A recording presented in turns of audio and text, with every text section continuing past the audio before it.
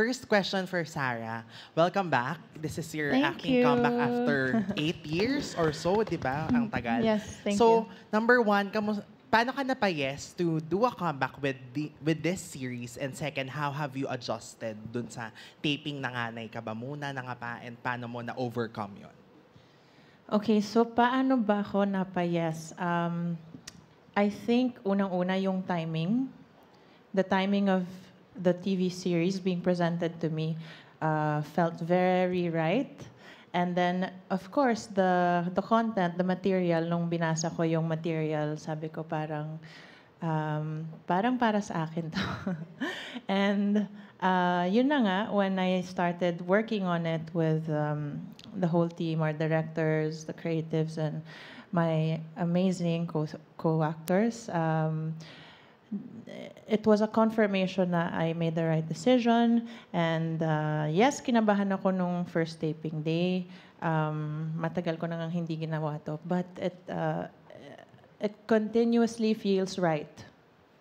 Every time nagtitaping ako, it just feels right that I'm back with these people. Thank you, and you're still very pretty on screen. So congrats. Thank you. Then, next is for Ren.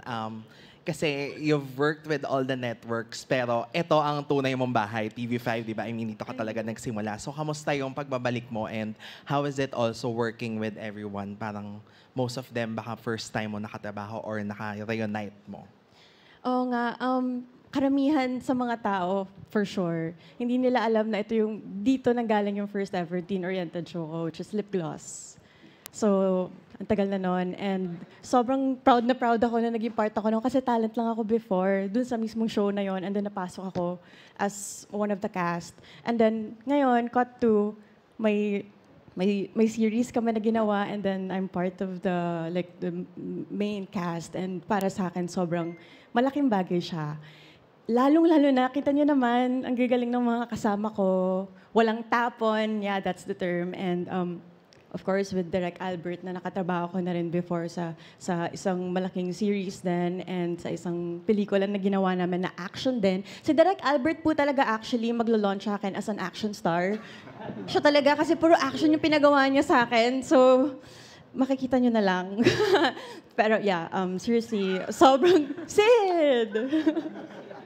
Sobrang thankful po ako, lalong-lalo na po kay Sid Lucero, kay Kiko, kay Sarah, dahil sa set, walang malulungkot na araw. Lahat masaya, sa lahat ng cast, sa lahat ng mga production staff namin. As in, sobrang blessed namin lahat na napunta kami dito. And meant to be.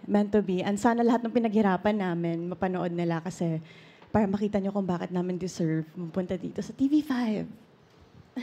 Thank you so much and congratulations po sa lahat.